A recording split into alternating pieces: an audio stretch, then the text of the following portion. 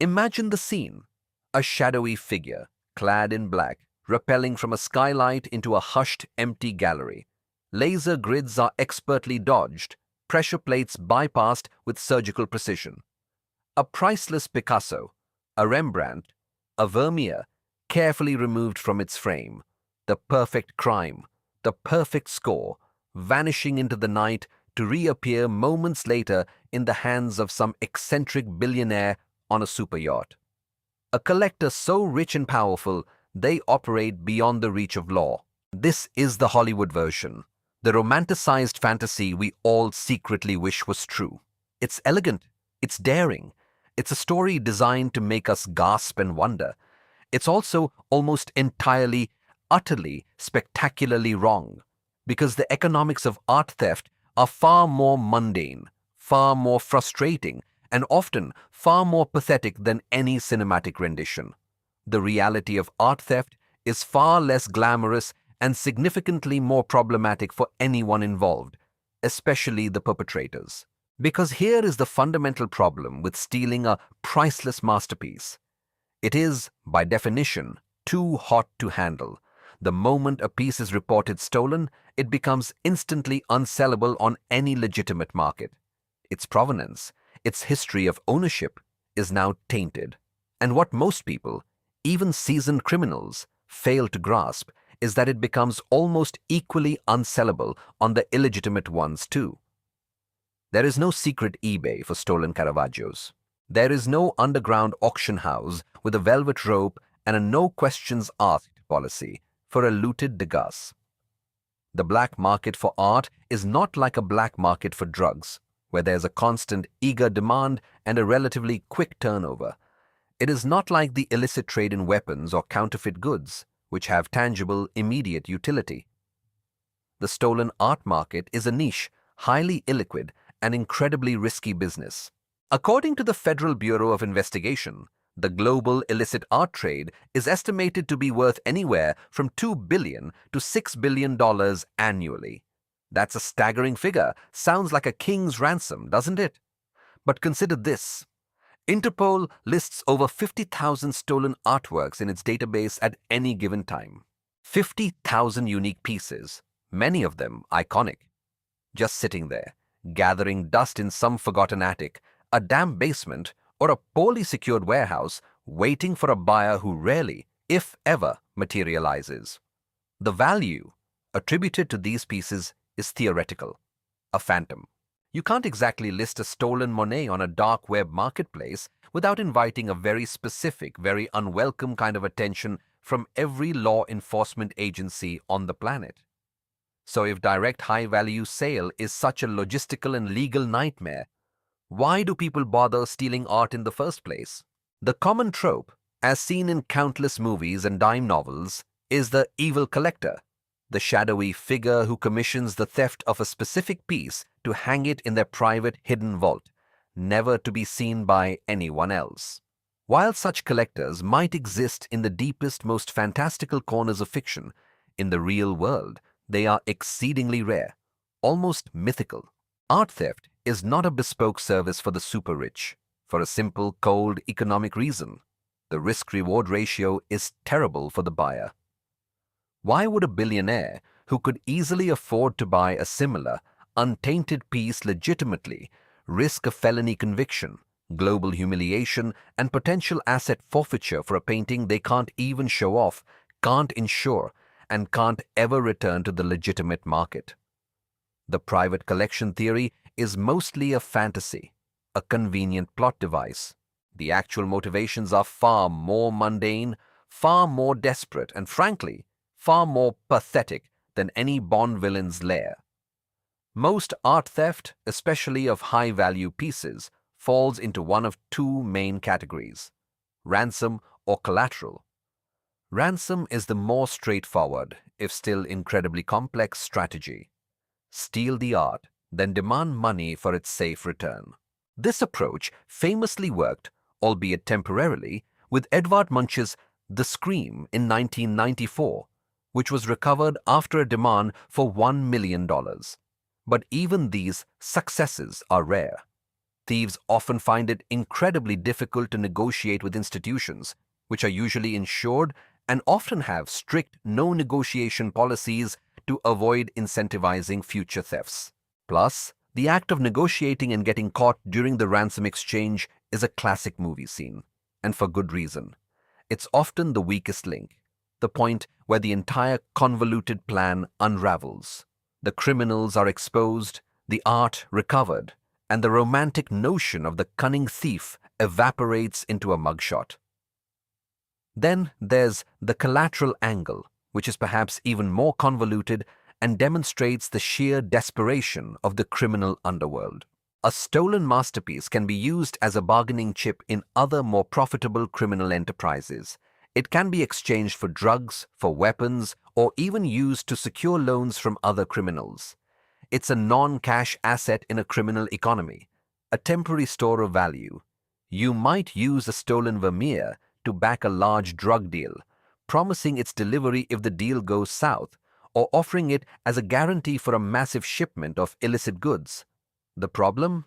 Most criminals don't actually want a Vermeer.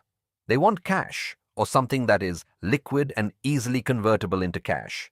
So you're essentially trading an incredibly illiquid asset for a liquid one, often at a massive discount to its theoretical value. It's like trying to borrow against a rare stamp collection when you desperately need $20 for gas.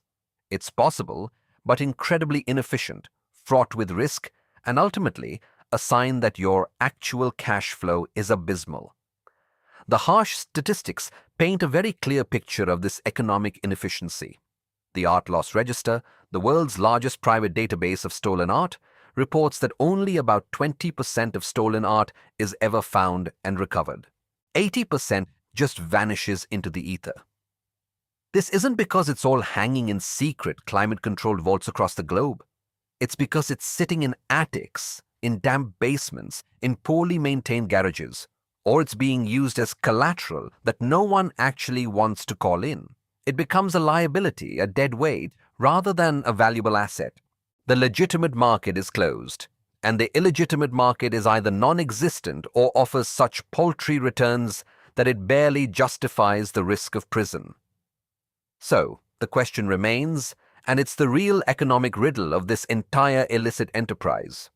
If masterpieces are so hard to sell, if ransom is incredibly risky, and if using them as collateral is such a desperate, inefficient move, why do small-time criminals and sophisticated organized syndicates alike keep targeting art?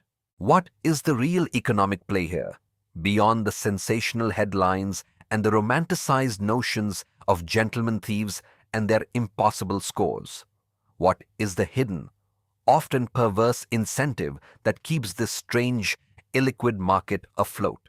The answer, like most things in the criminal underworld, is rarely about direct, clean profit. It is about leverage, about a bargaining chip, and sometimes about a twisted form of financial alchemy. Stolen masterpieces, especially those with immense cultural or national significance, become more than just art. They transform into currency for other, far more valuable transactions. They are the ultimate get-out-of-jail-free card, or more accurately, the reduce your 20-year sentence to 5 card, in the hands of the right negotiator. Consider the notorious 1994 theft of Edvard Munch's The Scream from the National Gallery in Oslo. The initial demand was a staggering $1 million for its return, a sum that, while significant, pales in comparison to the painting's actual market value. The thieves, however, quickly realized the painting was too hot to sell on any legitimate or even semi-legitimate market. It was a global icon, instantly recognizable and impossible to fence without attracting immense scrutiny. So, the game shifted. The painting became less about its monetary value and more about the power it conferred in negotiations with authorities. This is where the true economic play of art theft often lies. A painting like The Scream isn't just an object, it's a national treasure, a piece of a country's soul. Governments and institutions are often willing to make concessions far beyond a simple cash ransom to retrieve such items. This could mean reduced sentences for other crimes, the dropping of charges, or even the release of associates caught in unrelated operations. Unlike a bag of laundered cash, which is just money, a stolen masterpiece carries an emotional and cultural weight that can be exploited for strategic advantage. It's a unique form of collateral that the debtor, in this case, the state, is desperate to reclaim. Another powerful, albeit less glamorous, incentive is money laundering. The art market, even the legitimate one, is notoriously opaque, with private sales, anonymous buyers, and highly subjective valuations that can fluctuate wildly. This inherent lack of transparency makes it a perfect conduit for cleaning illicit funds. A criminal syndicate can sell a stolen painting, or even an authentic but overvalued piece, to a shell company they control, fabricating a paper trail that legitimizes dirty money. The vast sums in the global illicit art trade, estimated between $2 and $6 billion annually, are not just flowing from direct sales. A significant portion is lubricating these elaborate laundering schemes, turning dirty cash into seemingly legitimate assets and creating a veneer of financial respectability. Then there's the Dr. No factor, the ultimate expression of power and disregard for conventional economics. Not every stolen masterpiece is meant for resale or leverage. A significant portion, contributing directly to the 80% that is never recovered, simply vanishes into the private collections of ultra-wealthy, often illicit individuals. These are not collectors who care about liquidity or market value. They are individuals who desire the ultimate trophy, a piece so exclusive and impossible to obtain legitimately that its mere possession becomes a testament to their power, their untouchability, and their ability to operate beyond any law. For them, owning a stolen masterpiece, hidden away in a climate-controlled vault beneath a super yacht or a remote mountain estate, is the ultimate flex, a personal museum of forbidden treasures. It's a statement that they operate entirely beyond the reach of law, market, or even common morality, creating their own private, unshakable economies of desire. This perverse logic explains why the market, despite its inherent illiquidity, continues to thrive and attract both petty criminals and sophisticated syndicates. The very difficulty of selling these pieces openly enhances their value as a bargaining chip, a laundering tool, or a forbidden trophy. It's an economy driven by shadow demand, where the usual rules of supply and demand are inverted. The more famous and recognizable a piece, the harder it is to sell. And yet, paradoxically, the more powerful it becomes in the right, nefarious hands. But for all these hidden incentives, the practical challenges remain immense. How do these criminals actually move such globally hot items across borders, often through sophisticated detection systems? How do they store them without being discovered, often for years, sometimes decades, in attics, damp basements, or poorly secured warehouses, risking damage or detection? And what are the real operational costs and the ever-present risks involved in maintaining an inventory of literally priceless yet unsellable assets, especially when the authorities are constantly hunting for them? The logistical nightmare alone seems almost as daunting as the theft itself. Indeed, the logistical nightmare is precisely where the romanticized image of art theft collides with gritty reality. Moving a globally hot item isn't like smuggling a kilo of cocaine, easily concealed and quickly distributed. You can't just tape a Picasso under a truck seat or stuff a Rembrandt into a duffel bag. We're talking about large, often exquisitely fragile, and frequently centuries-old objects that demand specialized handling, precise climate control, and expert packaging merely to survive transit, let alone to retain their astronomical value. Imagine attempting to discreetly transport a 5-foot canvas by Edvard Munch, for instance, The Scream, which was stolen in 1994 across multiple international borders. This is unequivocally not a task for amateurs with a rented van and a roll of bubble wrap.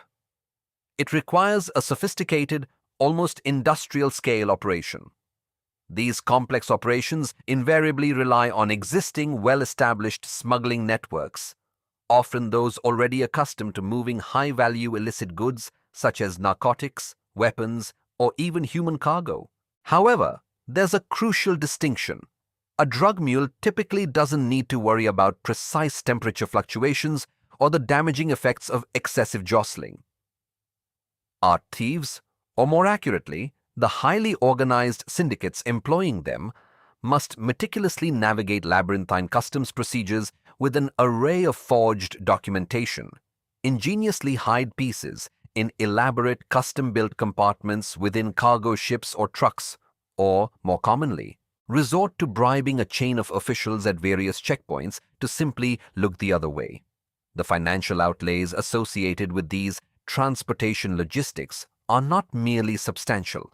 They are astronomical, often consuming a significant portion of any potential, albeit purely theoretical, profit margin. These aren't just shipping fees. They represent a complex web of payoffs, substantial investments in sophisticated deception, and the ever-present crushing risk of interception that possesses the power to unravel an entire criminal enterprise, leading to arrests and the loss of the asset. And then, a new set of problems emerges: the storage problem. A masterpiece, once successfully stolen, effectively becomes a phantom in the legitimate world. It cannot be displayed in a gallery, subjected to legitimate restoration by accredited experts, or even properly insured against damage or loss. So, where does a painting valued in the tens or hundreds of millions of dollars ultimately go? Certainly not into a climate-controlled, high-security vault that conspicuously screams "stolen art here." Instead, a disheartening number of these priceless works end up precisely where the common narrative often places them: a forgotten attic, a damp basement, or a poorly secured, dilapidated warehouse. This is where the true, bitter absurdity of the private collection fantasy frequently manifests itself. A priceless work of art, meticulously created by a master, slowly and tragically deteriorates from the insidious effects of mold, unchecked humidity, or sheer neglect, its vibrant pigments fading, its delicate canvas warping, all because its illicit owners cannot possibly risk proper preservation without simultaneously revealing its illicit location and ownership. The profound irony is almost unbearable. An object valued at potentially hundreds of millions, slowly rotting away in conditions that would reduce any legitimate conservator to tears of despair. The ongoing operational costs for these criminal enterprises are not merely confined to the initial daring act of theft and the subsequent perilous transport. They extend into years, and frequently decades, of what can only be described as high-stakes inventory management. Consider the precarious position. You possess an asset that is utterly uninsurable, completely unsellable on any legitimate global market, and actively hunted by international law enforcement agencies like Interpol, which, by the way, lists more than 50,000 stolen works of art in its global database. To maintain this illicit inventory, you are compelled to fund a network of safe houses, pay for round-the-clock security, potentially bribe a succession of local authorities, and constantly keep a delicate network of fences, intermediaries, and highly secretive potential buyers on perennial standby. This, make no mistake, is a business model characterized by immense, continuous holding costs and precisely zero guaranteed return on investment. The longer a piece remains hidden, the higher these cumulative costs accrue, and the exponentially greater the intrinsic risk of betrayal from within the network, or, even worse, accidental discovery by an unsuspecting outsider. The 1994 theft of Edvard Munch's iconic The Scream from the National Gallery in Oslo serves as a stark, illustrative case study. It was recovered merely 3 months later, not because it was successfully sold on the illicit black market, but because the thieves had intended to use it as a powerful bargaining chip for a substantial ransom. These criminals, despite their audacious act, fundamentally understood the core problem. A piece so universally iconic is virtually impossible to sell discreetly, period. Its true value, within that specific criminal context, was not derived from its profound aesthetic merit or its established market price. Rather, it was its immense leverage as a hostage. It was an object of ransom, a powerful tool of negotiation, not a readily tradable commodity.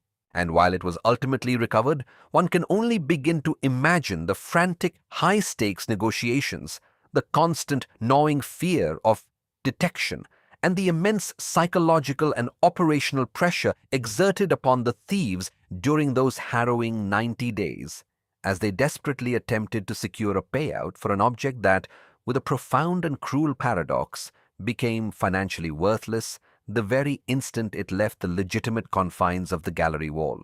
But what happens then, when the ransom isn't paid, or when the bargaining chip, for whatever reason, proves utterly ineffective?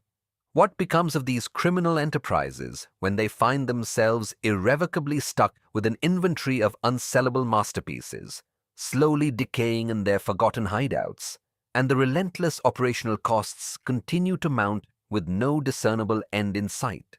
The pressure to somehow liquidate these assets, to turn a priceless object into actual usable cash, becomes overwhelming, leading to even more desperate and often ill-conceived schemes. These desperate schemes often involve a frantic search for a fence, the illicit art dealer who operates in the murky shadows, far removed from any semblance of legitimate commerce. But unlike the movies, where a shady contact magically appears, these fences are a rare breed, highly specialized and deeply suspicious. They know the immense risk involved in handling a hot masterpiece, and they price that risk accordingly. We're talking about offers that would make a legitimate gallerist weep, often as low as 10 to 20% of the perceived market value, and even then, usually in non-traceable assets like cash or other illicit goods. Never a clean bank transfer. Because what's a priceless painting worth to a criminal enterprise if it can't be converted into usable capital? It becomes an anchor, a liability. The operational costs don't stop. The safe houses, the lookouts, the storage fees, they all chip away at the non-existent revenue generated by this asset. The masterpiece, once a symbol of audacious triumph, transmutes into a ticking financial time bomb, draining resources with every passing day it remains unsold. And so, many of these iconic pieces, the very objects that captivated headlines and inspired blockbuster films, don't end up on a super yacht owned by an eccentric billionaire. They end up in the criminal equivalent of a lost and found, a forgotten attic, a damp basement, a poorly secured warehouse. They are stored not by trained conservators, but by individuals whose primary concern is discretion, not preservation. Imagine a Rembrandt slowly succumbing to mold, a Monet peeling in the humidity, a Picasso fading under fluorescent lights. The intrinsic value, the very aesthetic and historical significance that made it priceless, begins to erode, literally. The irony is brutal. The act of stealing the art meant to unlock its hidden value, instead traps it in a purgatory of worthlessness. It's a financial black hole. The estimated $2 to $6 billion in illicit art trade annually isn't driven by these high-profile, hot masterpieces.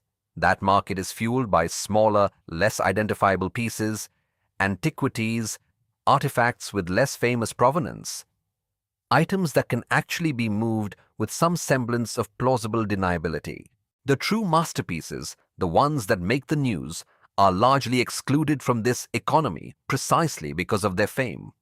So, when the ransom fails, when the fence offers pennies on the dollar or simply vanishes, and when the art itself begins to physically disintegrate in its forgotten tomb, what's the last, desperate move for a criminal who has bet everything on a painting that is now too infamous to sell, too valuable to simply destroy, and too costly to keep hidden? It's a unique kind of financial prison, built around an object of immense beauty. This is where the game changes entirely, not into one of profit, but one of pure, unadulterated survival. And sometimes the only way out, the only path to escape this self-made trap is to do the unthinkable, to give it all back. This isn't an act of remorse, but a cold, calculated business decision. When a stolen masterpiece becomes a liability instead of an asset, its continued possession carries a greater risk of capture and financial drain than any potential, often non-existent profit. The painting, once a trophy, transforms into a lead weight, dragging them deeper into legal peril and economic ruin. This is where the fantasy collapses. The thrill of the heist gives way to the soul-crushing reality of owning an object so famous it acts as a homing beacon for law enforcement, and so illiquid it cannot even pay for its own storage. The cost of maintaining secrecy, the constant paranoia, and the inability to monetize eventually far outweigh any lingering hope of a payday. Take the 1994 theft of Edvard Munch's The Scream from the National Gallery in Oslo. The thieves demanded a $1 million ransom, which was refused. 4 months later, the painting was recovered in a sting operation, virtually unharmed. Why? Holding onto it was a dead end. No legitimate buyer would touch it, and the black market wouldn't pay anything close to its perceived value. The risk of being caught with such a recognizable piece, combined with the lack of viable exit strategies, forced their hand. The painting became a burden, not a boon. The dirty secret of high-profile art theft is that it often ends not with a grand sale on a super yacht, but with a quiet, anonymous tip to authorities, or the discovery of the artwork in some forgotten corner. Often years later, the goal shifts from profit to simply escaping the consequences of the theft itself. Sometimes, the return is even negotiated in exchange for reduced sentences or dropped charges. The art, in essence, becomes a bargaining chip for freedom, rather than a key to riches. It's the ultimate admission of failure in a criminal enterprise, confessing that your most valuable asset is, in fact, your biggest burden. While the global illicit art trade churns through billions annually, estimated between $2 and $6 billion, it's crucial to remember this sum is almost entirely composed of lesser-known artifacts, archaeological finds, and pieces whose provenance can be easily obscured.